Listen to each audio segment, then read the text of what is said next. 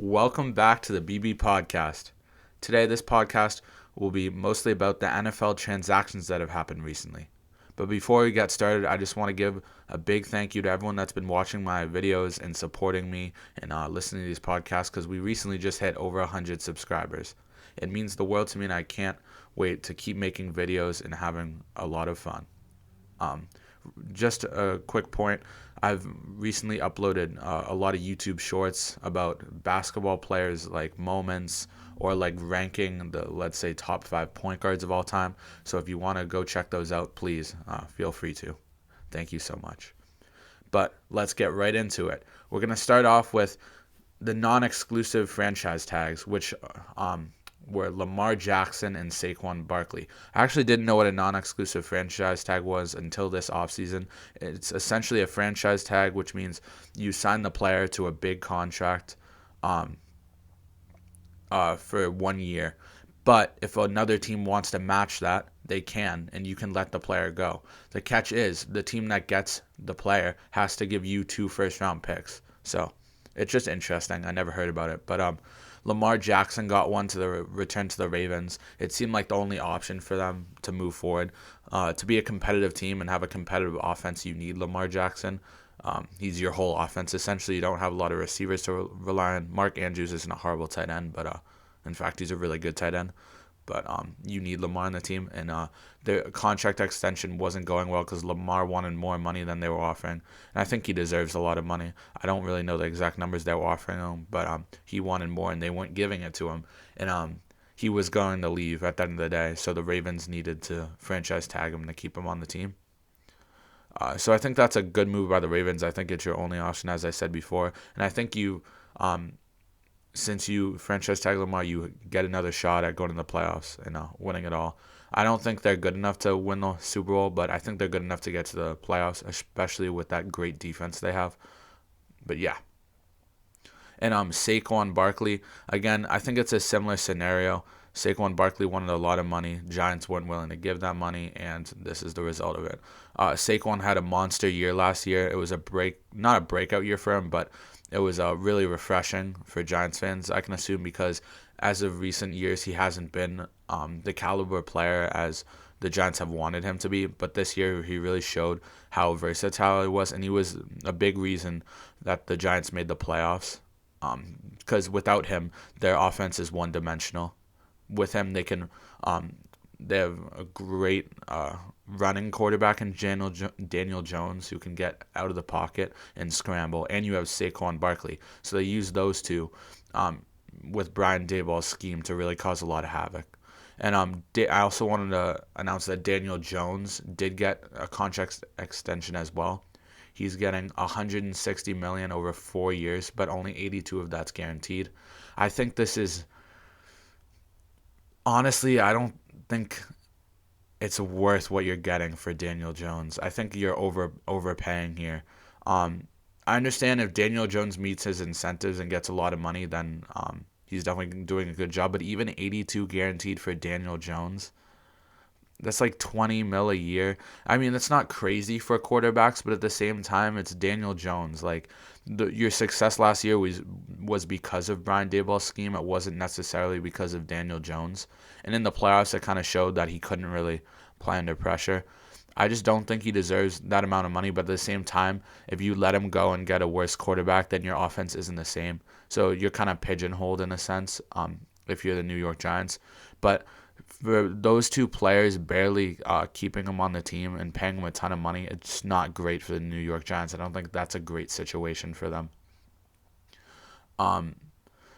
Yeah, so that's the major moves the Giants made. Moving on, my favorite player in the league, Geno Smith, gets paid. And I know I was just talking about Derek Carr before, but I think Geno's contract is reasonable. He played so great last year, low risk, didn't throw a lot of picks.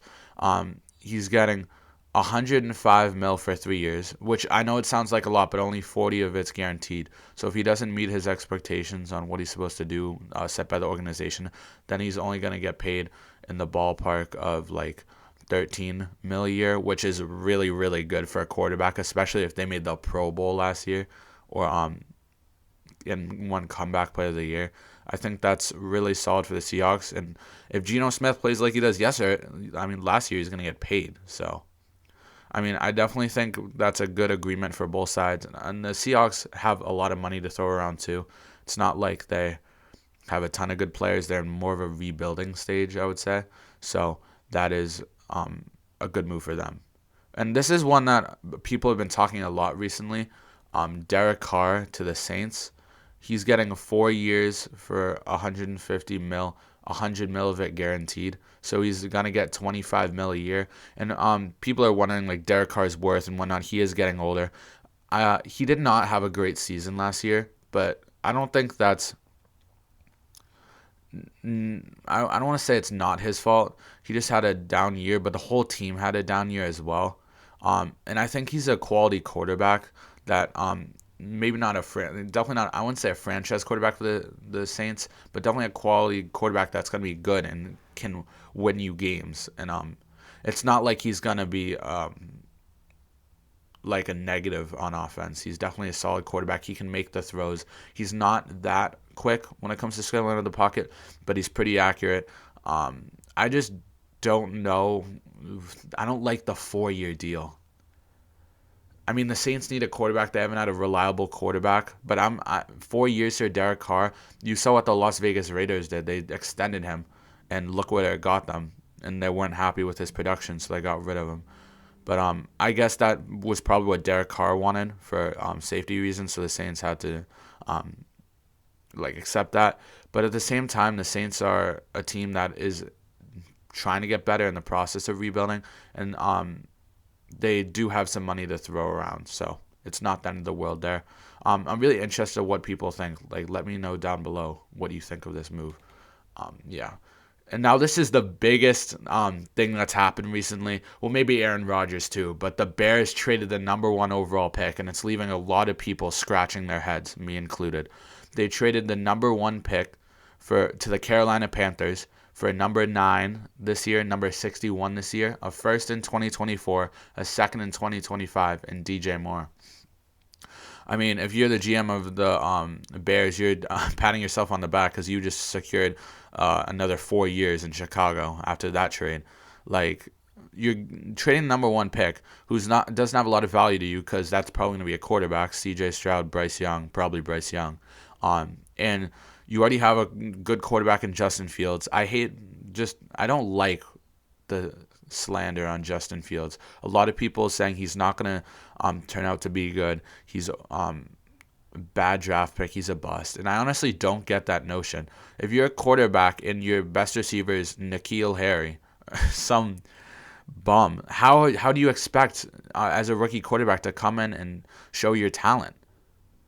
If for instance, look at Trevor Lawrence. He's solid. People doubted him the first year, and he didn't have a lot of people to throw to. Now he has Christian Kirk, Evan Ingram, other options that are doing well this season, and looking good because of that. I'm not saying Justin Fields is a Trevor Lawrence. I think Trevor Lawrence is better than Justin Fields. But Justin Fields can scramble out of the pocket. He can run. His throwing, his accuracy and power can have a little work. I'll give you that. But he really hasn't had many options, which is why this is also a good trade, and I'll explain that in a minute. But you really haven't seen his full potential, and to count him off this early is just confusing to me. People were saying they should trade Justin Fields and then draft a quarterback first overall, and that's not going to solve any issue. You're going to get a quarterback that's going to come in with no one to throw to again. But getting 9 this year is good. It gives you a player that's solid, that can fit your needs, and it still gives you a ton of options. 61, again, is another player, obviously second round, that you can take. That's a position that's going to help your team. A first in 2024, and mind you, this is from the Carolina Panthers. And the Carolina Panthers have not been good as of recent. Recently they almost made the playoffs, but that's because their conference is horrible. In 2024, that could be a different story, and you might get a high pick because of it. The second in 2025, another second, that's another solid player right there. And DJ Moore, and this is what I was harping on before, because Justin Fields needs someone to throw to. And DJ Moore is a great receiver in the NFL. The thing I feel bad for DJ Moore is he was the only person on Carolina that was throwing the ball.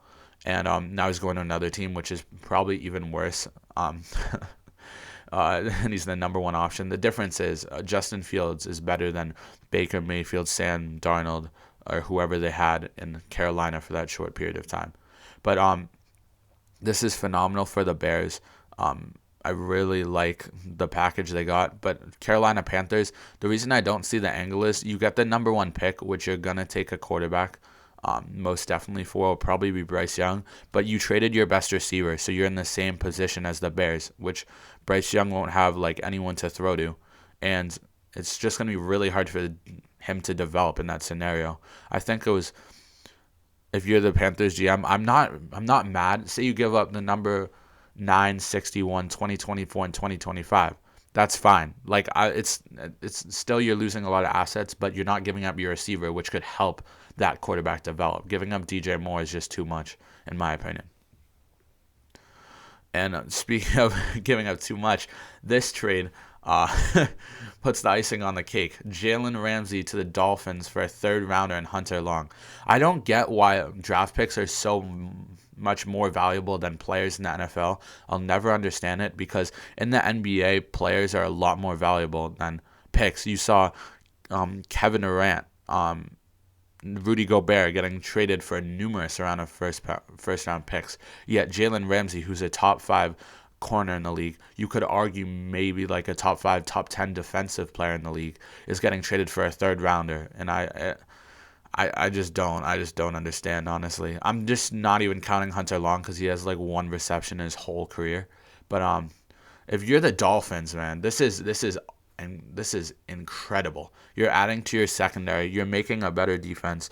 You didn't have like the worst defense in the league, but your defense wasn't outstanding before. The only problem with the Dolphins is, as a contender for the championship, is it all comes down to if Tua's healthy or not. If Tua has problems next season with concussions and whatnot, you're not gonna have a reliable quarterback. And if you don't have a reliable quarterback, you just can't win the Super Bowl. That's just how it goes. At least that's my opinion of things. Quality quarterback could be, let's say, a Derek Carr, could be even a Jared Goff, in my opinion. But if you have someone like Terry Bridgewater, Skylar Thompson, it's impossible. I'm sorry. It's just not happening. But with Jalen Ramsey, you add to the defense a lot. And you're giving up a third rounder. And let's be honest, a third round pick is not going to turn out to be better than Jalen Ramsey. But anyway, Dolphins, great job with that trade. Moving on, this happened somewhat recent. The Dallas Cowboys get Stephon Gilmore for a fifth. The the ironic thing is here, the Patriots traded Stephon Gilmore away a few years ago for a 6th round pick. And he's gotten worse. He's not the same player he used to be. He's still a solid cornerback, don't get me wrong. But he's not the top 5 cornerback he was in the league when he was on the Patriots, or top 10. He's not that anymore. But we traded that talent for a 6th, and now the Cowboys are getting him for a 5th. That just shows you how bad Bill Belichick is at as a GM. But regardless, if you're the Cowboys, this is awesome. You put Gilmore next to Diggs, who's solid, young. Maybe he can mentor him a little bit. Who knows? But that combo is going to be nasty in the secondary. And you already had an insane defense, arguably the best defense in the league with Micah Parsons. And now you're adding another player who's just going to even suffocate the offense even more. It's a great move by the Cowboys. The thing I'm scratching my head is they also got to add to offense. Having a great defense is great, and it can get you so far. When you're in those close games, you need a good offense to win the game. And I don't really trust their offense right now. They did franchise tag Tony Pollard, which I think was a good move because he's adds so much to your offense. And it's all going to depend for the Cowboys. You need Dak Prescott to step up at the end of the day and be able to make these throws. You see flashes and bits in certain games, but when it comes down to it, it seems like he always chokes. Unfortunately, people were really high on him in first few years of his career, but as of recent, hasn't been too impressing.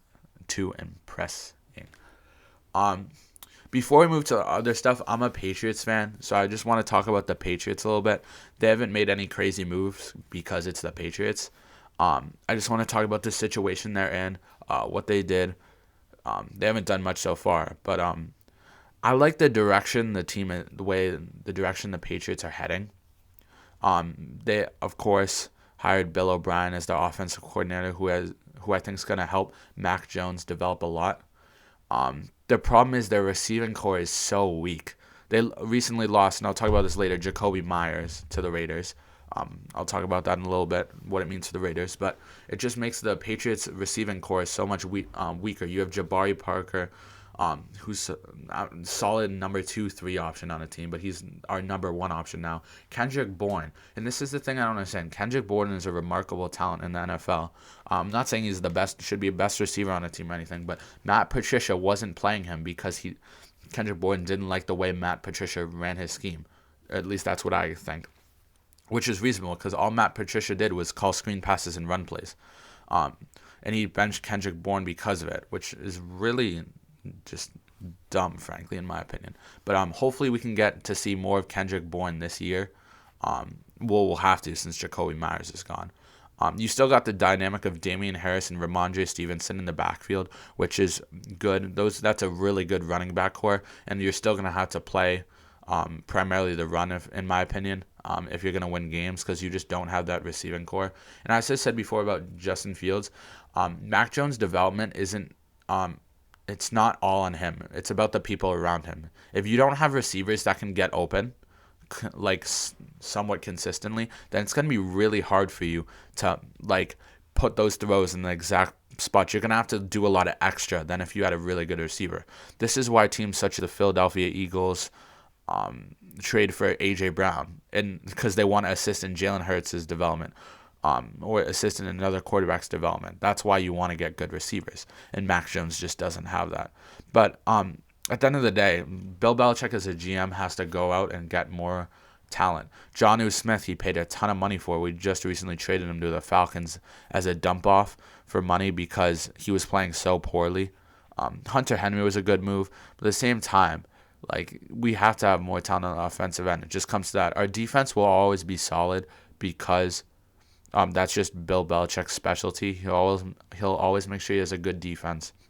He'll usually make sure he has a good special teams, but this year his special teams really lacked, and that's why we lost our last game in the regular season. But just like the bottom line is, in order to have a good team, you have to draft well and have good backups, and you have to have good firepower, whether that's on the like in the quarterback position, receiving position. We just don't have that firepower, and we don't draft well either. For instance, Bill Belichick took Cole Strange last year for like in the first round or last draft, and it's just frustrating as a fan. I understand the Patriots' goals to draft as like what we need, but come on, I think we still could have taken.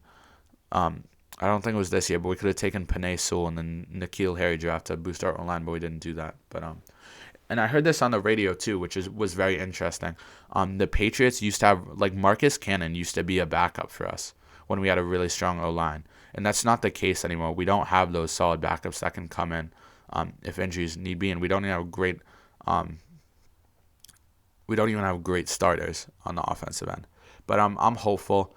I'm hopeful that this draft will pick a player of need, hopefully a wide receiver, not like some O-lineman that's going to go in the third round. But if you're a Patriots fan down below, let me know. I know there's a good chance you might hate Patriots fans, because especially me for complaining, because we won like a ton of championships under Tom Brady. But if you're passionate about your team, you're going to complain. You're going to be negative sometimes.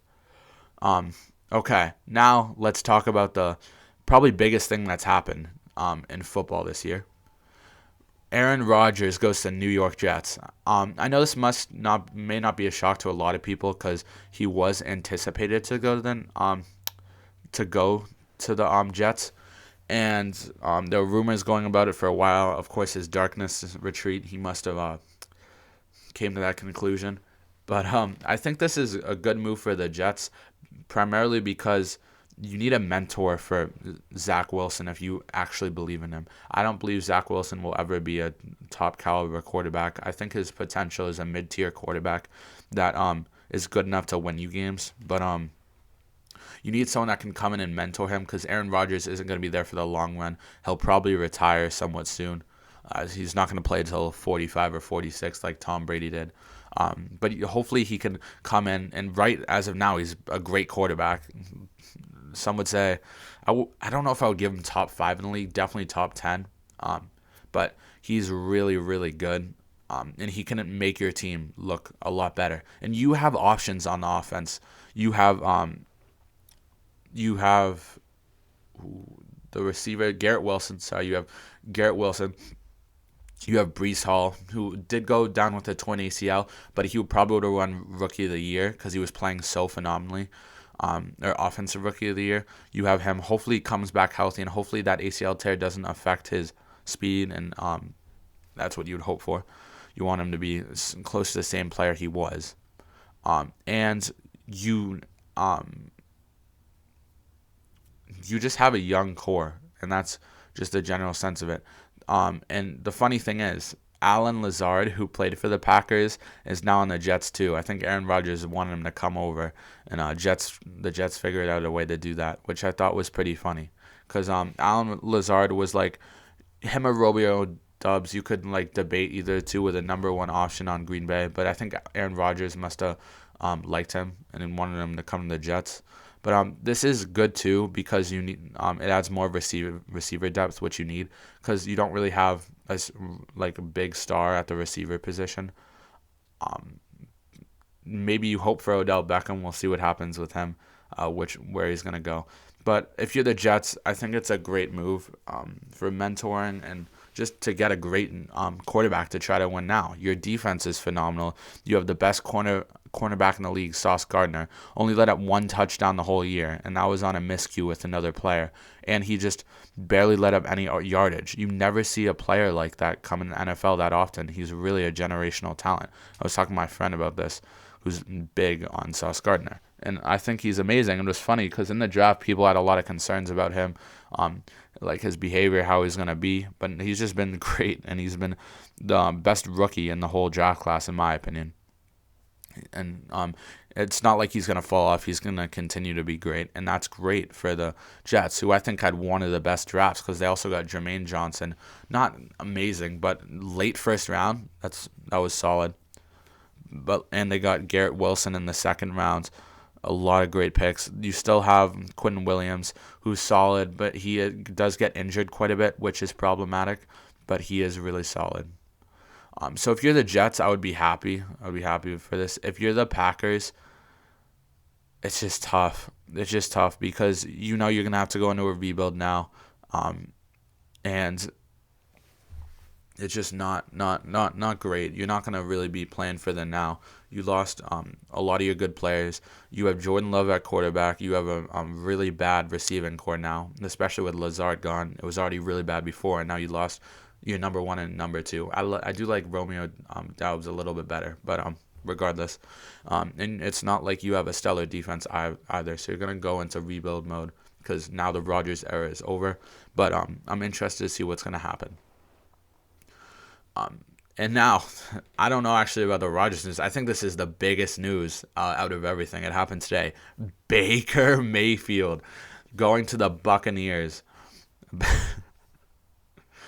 I mean, I feel bad for Baker Mayfield because it's really not like what's happened to him. It's not necessarily his fault. He was drafted first by the Browns, expected to be excellent. For the first couple of years, he looked that way. Then he injured his arm. But since he cared about his team so much and wanted to win, wanted to make the fans happy and everything, he played through that injury, and he looked really bad because of it. Couldn't grip the ball well, couldn't throw it well because of his injury. And because of that, the Browns kind of decided to let him go. Now he's circled around to the Panthers, to the Rams, kind of getting dropped off. But now he's on the Bucs. And this is where it gets interesting. Because the Bucs by no means are going to win the whole thing with Baker Mayfield or whatever, but Baker Mayfield really has a chance. This is his final chance. Everyone's saying Panthers' final chance, Rams' final. This is his actual final chance. You have receivers like Mike Evans, Chris Godwin, Leonard Fournette's an okay running back, Rashad White, okay running back. Actually, Rashad White may have moved to another team. I'm not 100% sure on that. Your O-line is not that great, especially with injuries. But you do have Mike Evans and Chris Godwin who you can rely on and show your talent. And the team itself is old, but again, this is somewhere you can show your talent. And I'm really hoping for the best. I don't wish anything to happen to these players. I want them to play their best, but it's going to be exciting, especially if Baker Mayfield is the top quarterback next season on the Bucs, to see what happens. And now I'm going to talk about Jacoby Myers to the Las Vegas Raiders. I'll just talk about the Las Vegas Raiders in general now without Derek Carr. You signed Jimmy Garoppolo, who, again, I don't think he's your championship quarterback, of course, but he's like a plug-and-play guy that you can bring, and he knows scheme. He can learn the scheme. He's been with Josh McDaniels before in New England, so they have the connection there. He's going to make the throws. He's going to hit the spots, but he's not an elite quarterback, and you're not going to win a Super Bowl with him. But it is interesting because the Raiders were really bad last year with Derek Carr. It seemed like they lost a ton of close games, and they couldn't close out close games. That was the main thing, the main issue with them. So it's going to be interesting to see with Jimmy Garoppolo what happens. You have Josh Jacobs, who's a top 5 running back in the league, got the most yards last year, was on my fantasy team, so that was fun. You have Devontae Adams, who's a top 5 receiver in the league, and on paper that should make you a really good offense. And last year it just wasn't that explosive. You also have Hunter Renfrow, who's solid. Kind of reminds me of like Adam Thielen in a sense, but he's not as old. Adam Thielen actually just recently got cut from the Minnesota Vikings, but which is sad. He's been there for so long, but regardless. And your defense, you have Mad Max Crosby, who is great, but besides Mad Max Crosby, you don't really have a lot of talent over on that side. But it will be interesting to see what McDaniels does. If he has another bad year, I don't know if he'll last in Las Vegas for that long. But I'm really rooting for the team, and yeah, we'll see what happens. To round off today, I wanted to make predictions. I know it's so early and you can't really make predictions of what's going to happen next year. Just like in general on who I think is going to make it to the Super Bowl. Maybe like some sleepers who I think could go well. But okay, I'll give you my Super Bowl predictions. There's a lot of great teams here that can go either way. I think the Philadelphia Eagles will definitely make it back. They have Jason Kelce returning. I love Jason Kelce. But they have like all their talent returning. I think they're going to have another go at it. They're mad about the Super Bowl that they lost. Whatnot, right? And I think a lot of people probably don't like this pick, but I'll probably do it anyway. I don't think the Bills are going to make it, by the way, disclaimer. I think the team just is kind of rotting out at this point. Tremaine Edmonds just left. That's another move that happened. The Bills, which really hurts them because he was an intricate part of their defense. But regardless, I'm going to take the Cincinnati Bengals against the Philadelphia Eagles, and I think Philly wins. That's what I got. I think the dynamic of Joe Burrow and Jamar Chase is so unique, and there's not really anything like that in the NFL. And Jamar Chase just can't be stopped. Like, if he wants to get open, he gets open. Same with Justin Jefferson. The difference between the Vikings and the Bengals is Joe Burrow is significantly better than Kirk Cousins. Kirk Cousins just chokes under pressure. Joe Burrow seems like he thrives under pressure. And the big problem with the Bengals is they don't have a great O-line, but I still think that they'll prevail in the end. I know that's a big concern for Cincinnati, so they'll probably try to address that in the draft or in other places, whether it's a trade or whatever. But that's my 2 going to the finals. Some sleepers I have for next year. I know it's hard, like, because that division with Tampa and stuff. Tampa, I think will make the playoffs out of there. But a sleeper team I have next year is actually Jacksonville. I think Trevor Lawrence is going to improve a lot in the offseason. And they have players there that make plays. And they have one of my favorite coaches in the league, in Doug Peterson, who I think does a great job there. And that's just, yeah, I go by coaching a lot. NFL coaching matters a lot, and that's just a rule of thumb that I go by. And one other sleeper team I would love to say Patriots, but based off their moves recently, I don't think I'm gonna go with them. I think the Dolphins are gonna win the whole division as long as Tua is healthy. I think they're gonna go far too with Jalen Ramsey because now they have a better defense, and that's really important in football, defense. Um, yeah, and that wraps it up for the NFL portion. Um, Another question I have for everyone watching is the March Madness brackets have come out recently. Obviously, the first games are tomorrow. Um, I want to know people's like ideas or predictions they have on who's going to make the Final Four. I'll share mine.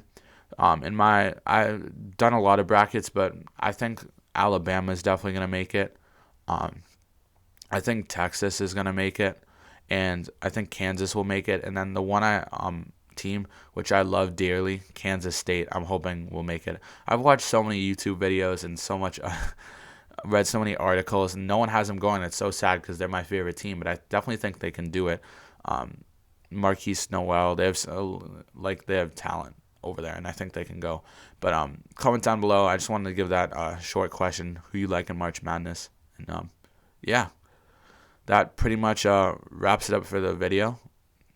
Once again, thank you all for the support I've gotten recently on my podcast and my shorts. And yeah, I'll tune in later. Thank you. Bye.